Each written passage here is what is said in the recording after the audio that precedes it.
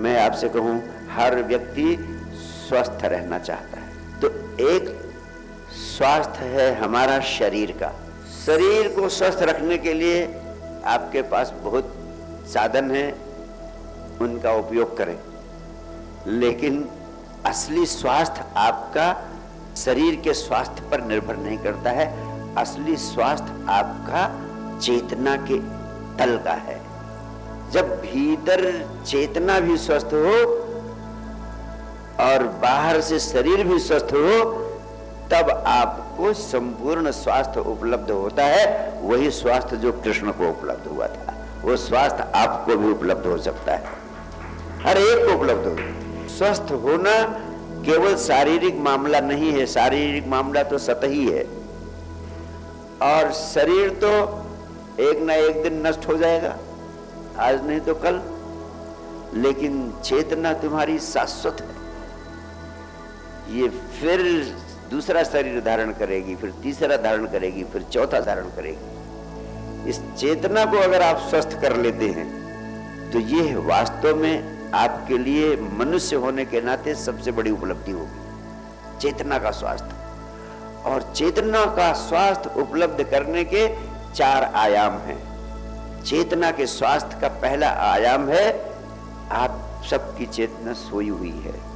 यानी आप 1% सचेत हैं, 99% चेतना आपकी सोई हुई है। तो इस चेतना को जगाना, to awaken, awakening your consciousness.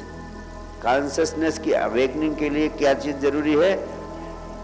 उसका एक ही उपाय है, ध्यान।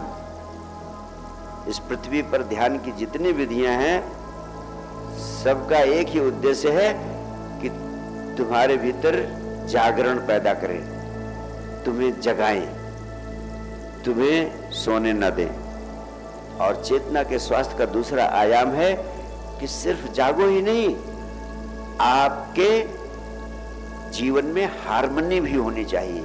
हार्मनी यानी आपका शरीर, आपका मन, आपकी इमोशंस सब में एक लयता हो, तालमेल हो।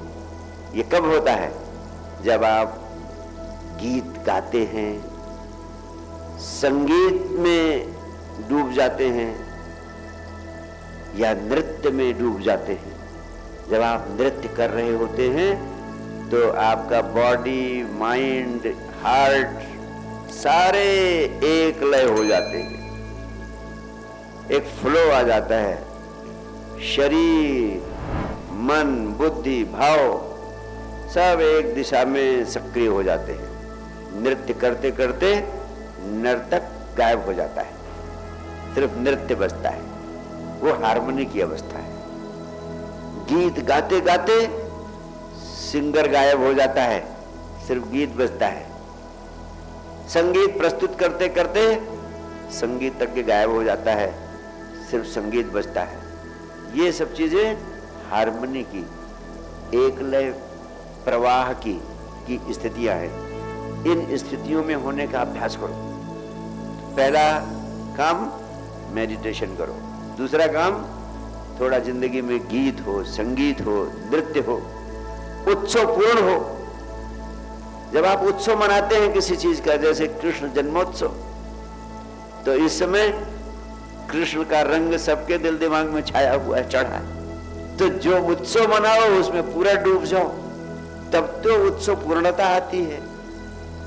उत्सव पूर्णता इतनी प्रबल हो कि आप डूब जाएं उसमें। ये भी अनिवार्य आयाम है जिंदगी का। इसीलिए भगवान कृष्ण गीत, संगीत, नृत्य, उत्सव, रास, महारास सब उनके जीवन का अभिन्न अंग है। तो ऐसे आपके जीवन में भी वो एक अभिन्न अंग बन जाए। और तीसरा आयाम चेतना का है, जिसे कहते हैं अकारण आनंद। और इतना आनंद जिसे आप व्यक्त ही न कर पाए, अकारण परम आनंद की अवस्था में हो जाना। तो ये जो अकारण परम आनंद, जिसको आप व्यक्त नहीं कर सकते कि क्या चीज है, ये कब आता है?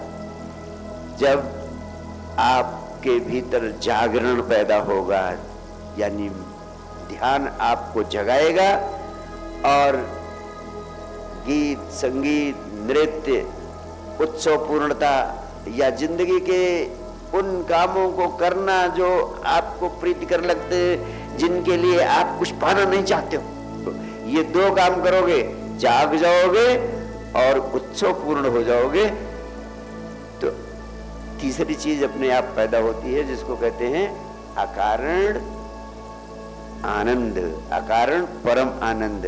अकारण आनंदित रहना, कारण कोई नहीं, आप आनंदित हैं। हो गया है घर में कुछ गड़बड़, लेकिन आप आनंदित हैं। अकारण कुछ भी अड़बड़ गड़बड़ होता रहे इधर उधर चारों तरफ, लेकिन आप अकारण आनंदित रहे। और जब आप ऐसी अवस्था में होंगे तो जो भी अड़बड़ गड़बड़ होगी उस सबको संभालने की अद्भुत क्षमता आपके भीतर आ जाएगी। उतनी क्षमता आ जाएगी जितना कृष्ण के भीतर थी, उतनी क्षमता आ जाएगी।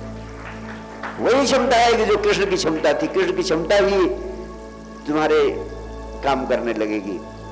और जब ये तीन काम कर लोगे तो चेतना का चौथा आयाम है कि वो करुणामय हो जाती है, बंटना चाहती है, शेयर करना चाहती है, यानी दूसरों को आनंदित करना चाहती है। जैसे कृष्ण जन्म लेते, होश पूर्वक जन्म लेते हैं, होश पूर्वक गर्भ में आते हैं, होश पूर्वक प्रकट होते हैं। किस लिए? करुणा बस। यानी प्रेम का भी गहरा रूप है करुणा, यानी प्रेम भी है और उस प्रेम के नाते कुछ कर डालने की का उत्साह, कुछ कर डालने की तत्परता, वो करुणा जो प्रकट हो गई, वो करुणा।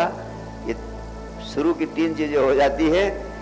यानी जब आप आनंद से आपूरित हो जाते हैं, जब आनंद बहने लगता है चारों तरफ, तब बटना उसकी मजबूरी हो जाती है। उसको करना नहीं पड़ता, वो स्वतः होता है। जैसे बाल्टी पानी से भर जाती है तो बहने लगती है, वैसे जब आनंद का अतिरेक होता है तो चारों तरफ बहने लगता है। वही कारण है कि बुद्ध कृष्ण क्राइस्ट फिर अपने लिए नहीं आपके लिए जीने लगते हैं। बहुत बहुत प्यार, बहुत बहुत आशीर्वाद।